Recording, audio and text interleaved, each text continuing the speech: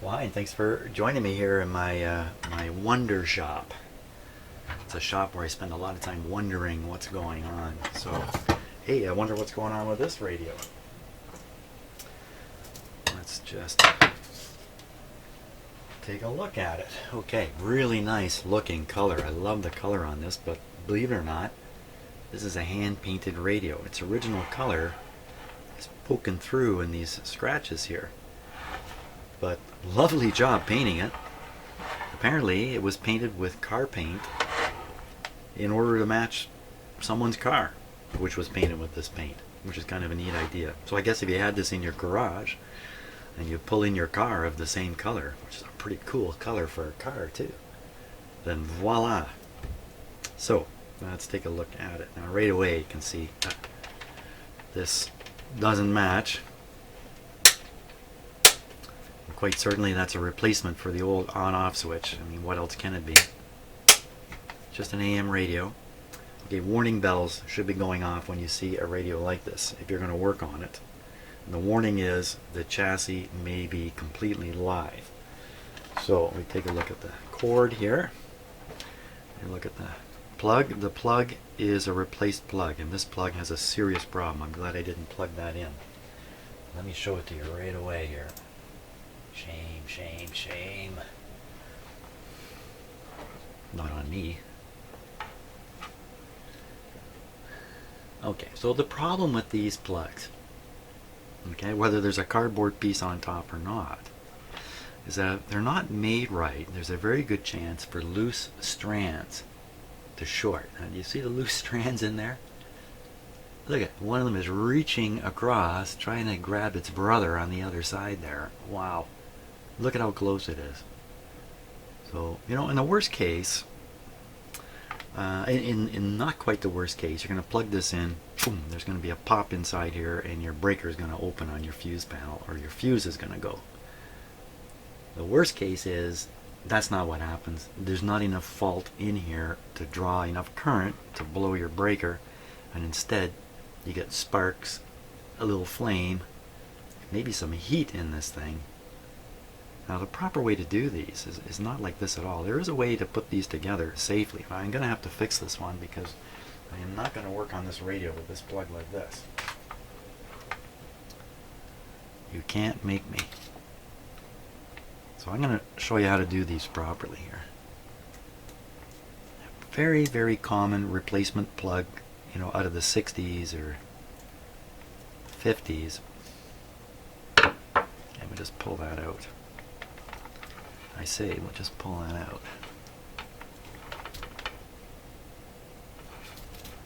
There we go. Okay, step one, inspect the plug. How's it look?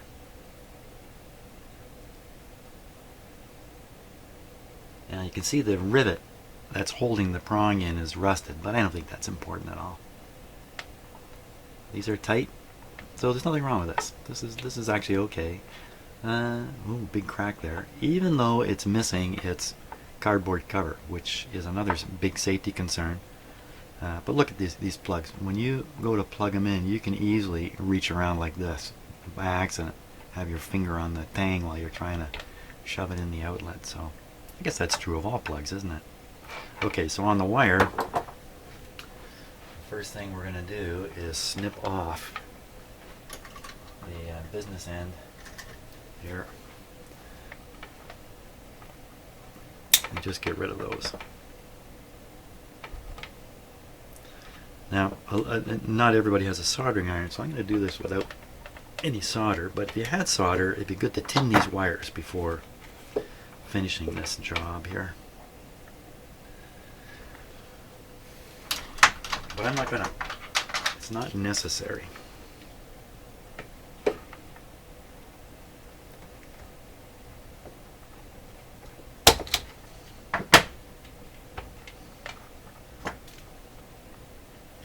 Want to make sure you kind of cut back to where the wire is going to be hopefully clean copper. And it's a little corroded up in the end here, which could be some moisture has traveled up here a little bit. Looks okay to me. Looks good enough to me. So we just twist these up That's to stop the strands from flying all over the place and then sneaking their way across. Okay, that's ready. I probably should have slid on this first so I wouldn't knock the wires. Good show. Came through without messing it up. Now, here's the big trick. The big trick is you don't go like that. You go around. You go around here. It's a bit of a stiff wire here, so this might be a bit of a problem. Oops. Bit of a problem keeping it on camera. Come around to the back here. Like that. So you go around the outside of the prong. So many of these are done wrong because they're being done by people like my father, who, knew enough to put things together, but may not have known some of the tricks for doing things the best way. Hey, that sounds like me. That sounds like all of us, doesn't it really? Push that down. So the wire's a little stiff, so it may not go down quite as far as we want it to. I'll just tighten this guy up. So now you see the chance of a wire strand making it across is really, really small. It's really small. If you tug on the wire, which always happens, right? You're not supposed to, but everybody does. All you're going to do really is seat this further and further into here. Yeah, I wish that would go down a little further. Maybe I can push it with the pliers afterwards. There is a gap for the wire to fall into, but the insulation on this wire is a little big. I suppose I could have bared the wire off further and done bare wire all the way around here, rather than bring the insulated part around. That would probably have been a better approach on this one, but I'm here now. If it presents a problem, I'll just do it again. I just won't make you watch.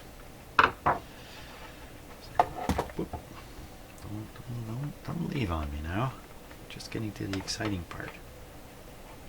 So for sure, there's lots of things to look at before you plug something in, especially if you don't have some kind of protection.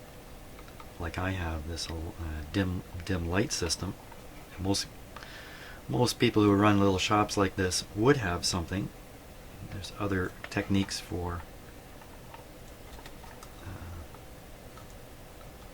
that's way too big a tool there. There's other techniques for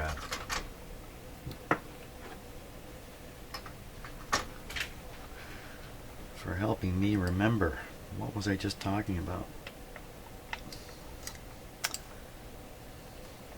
I forgot. It's the door effect. Yeah.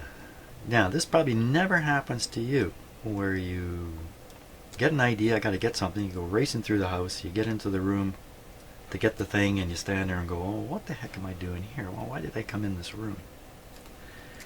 And that probably never happens to you. It's just that it happens to everybody in the world. It's called the door effect, and it has to do with the human memory system and the fact that when we try to remember something, I'm not going to explain this. You know what? Look up door effect, memory door effect, or something like that, and read about it. It's quite interesting. I pushed that down into the little groovy thing there. Now, look what I'm doing with my tool here. So I'm pushing the blade right at my hand. Okay? So I know from experience that I am set up for a bad accident here.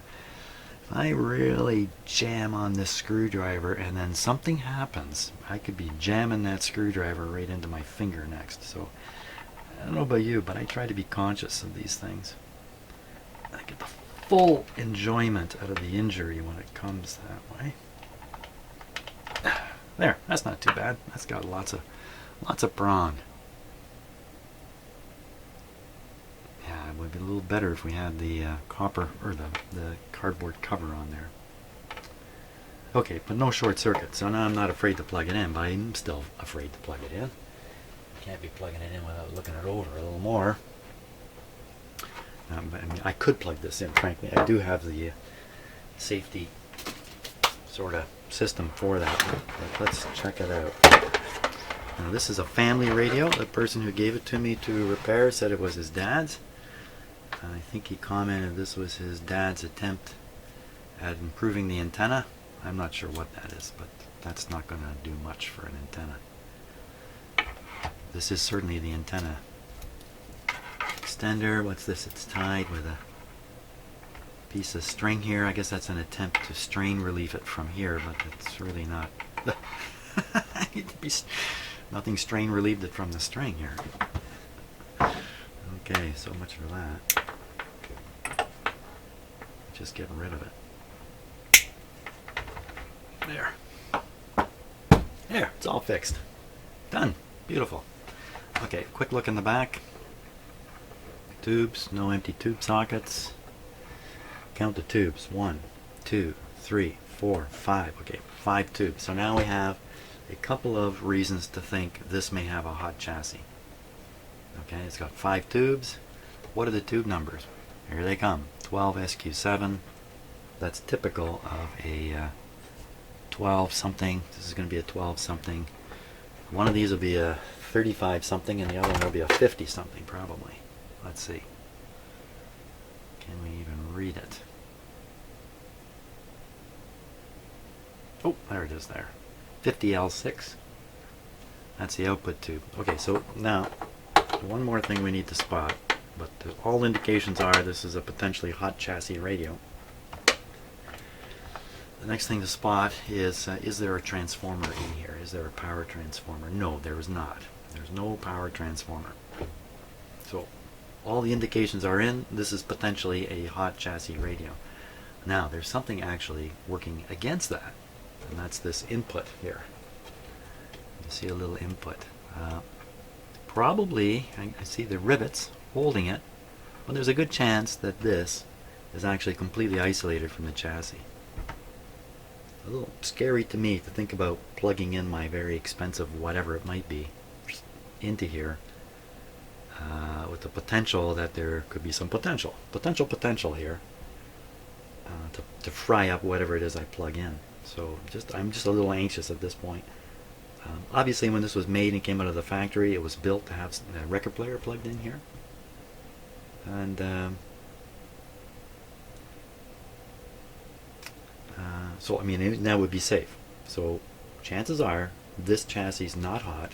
Chances are this chassis has a capacitor connecting it into the circuitry, and that's all. Just one single capacitor, maybe a resistor, a high value resistor across it, and the B negative bus, which is sometimes tied right to the chassis, is probably a piece of wire. So that's what's going through my head. All these things are guesses on my part. I've got to find out. So let's pull this guy off. Now, okay, here's another indication of a hot chassis. When you pull off one of these and you see the long extension and you see that the shaft is not protruding, that's another message that the chassis could be hot. It would depend upon which way you plug in this unpolarized plug. Plug it in one way, not hot. Plug it in the other way, hot. That's not even true.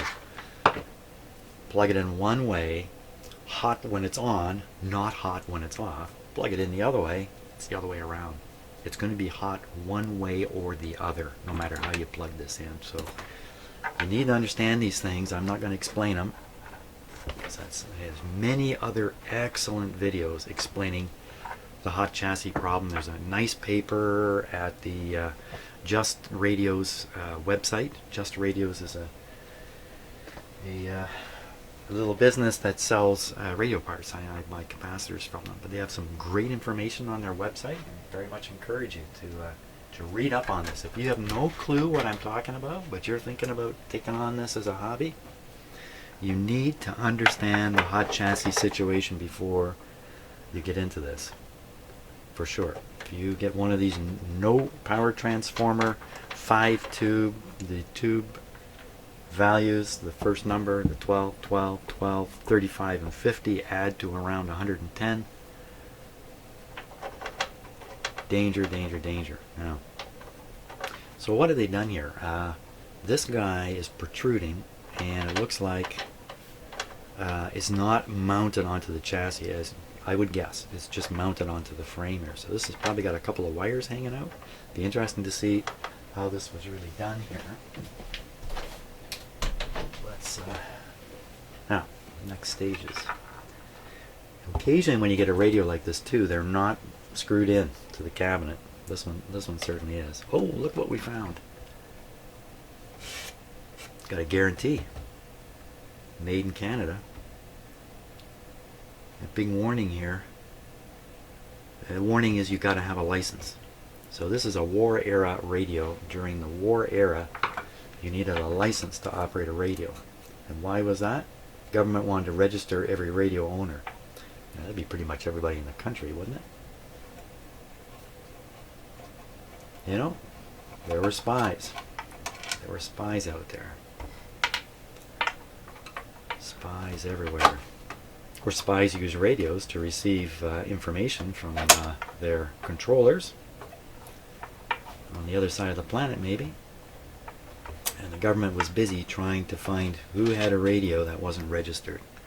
They say, they don't knock on your door and come running in your house. Well, they might at some point. I guess, I don't know. I wasn't around back then. But what they did do is they drove through neighborhoods listening for local oscillators in radios. Can you believe that? That's the 455 signal. And I'm sure they had other techniques too. Remember, spies don't broadcast in the country they're spying in. Well, I guess maybe some did back then, but most of them were simply listening for instructions on shortwave radio. The instructions being made publicly. There's lots of, you know, in England, England was trying to tell the French, in the Second World War, the French resistance, who were resisting the German occupiers, would try to message them, and the way they did it was just right in the wide open, right on the BBC, right at the end of, say, a news program or something. They would say, and now we have some special messages. And the messages would be, the daisies are pink this year. The sky is not blue over Greenland. You know, these stupid statements would come out. They were all coded messages, or at least among the baloney messages would be one coded message. That's what I didn't want to have happen. And the people in France would have just regular radios, okay, not too suspicious, shortwave radios, very common by that point, that's for sure. They could tune this stuff in and listen to it, and if they were caught, well, I'm just listening to the radio. It's hidden in the open. It's kind of interesting. It's been all kinds of espionage stuff going on back then. Lots of interesting stuff going on. Okay, no internet. Oh, I've noticed one of my microphones has gone low. How come? How come? Because I brought back my nice microphone with a new cord, and I've got problems. I'm gonna kill it for now. Okay, we're on one channel at this point. Just coming out of one speaker now. Well, it looks fine.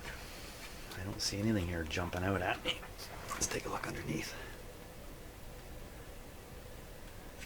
Looks original. I think I see a Hunts capacitor in there. Anything appear to be burned? Anything fried or burned? No. But definitely there's a electrolytic capacitor here, which is probably the bypass capacitor for the output tube. Large resistor here, looks a little cooked. That's probably the cathode resistor on the output tube. Is that the output tube? No, that's the rectifier tube. Oh, these in the right place?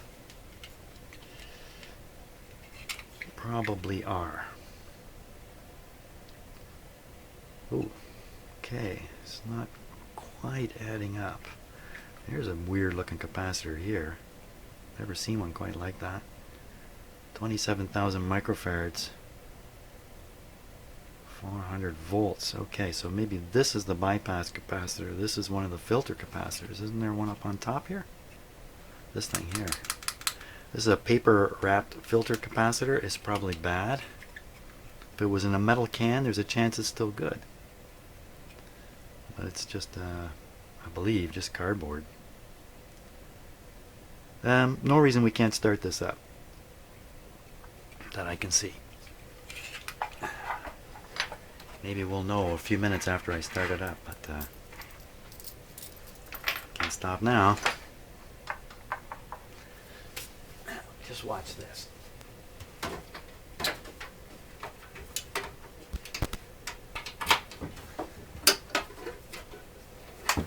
There we are, back in stereo again, but just on one stereo mic. I'll just show you this. Here's my two mics, one here, one here. That's a mono mic. This one broke down the other day. I just put it back up with a new cord, a nice new cord on it. Not connecting properly. This guy here, he's a stereo mic. I've got to turn it now. So there we go. So stereo, but at one point. Just in case you're curious about why the sound is coming and going on your speakers. If you're listening with headphones, listening to headphones in mono is not so much fun. Okay, power's off. Plug them in. Start them up first of all with the all eyes on the lights up here. These lights up here. I'm going to turn the power on. Okay, I don't know if the switch is on or not. Let me move that out of the way. Are you ready? I'm ready. The radio may be on or may not be on. We're watching these lights. If they come on really bright, we're done. Okay, so now, so I'm seeing there's 124 volts on my little voltmeter gizmo here. So that means the radio's off. That's how I would interpret that. So we're going to cut the power. We're going to hit the switch here. Radio should be on now. Back up, watch the lights. Here we go.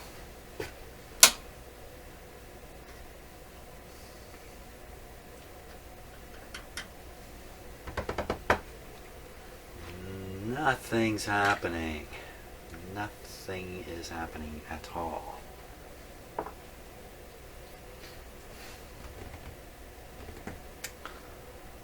Not a thing has happened.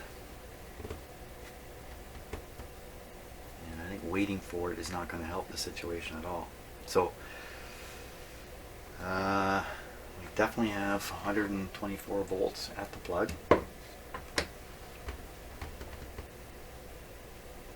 So, in a situation like this, first, before I forget, I shut the power off. We'll click the switch one more time.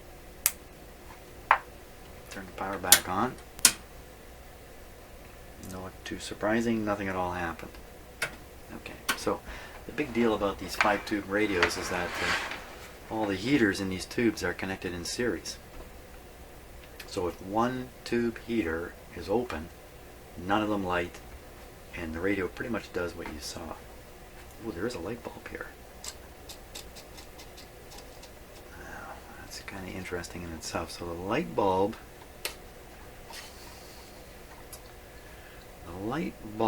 is often involved with the rectifier tube in these radios. It didn't come on at all though. It's a funny looking light bulb. There we are. Looks like a 55. What is it? It's a I can't read it. Is it any good? That's really the question.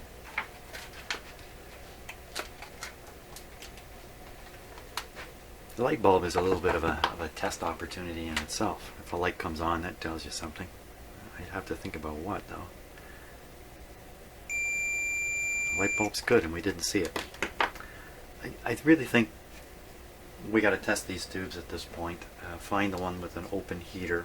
I'm sure there's one in there like that. And well, this all came apart.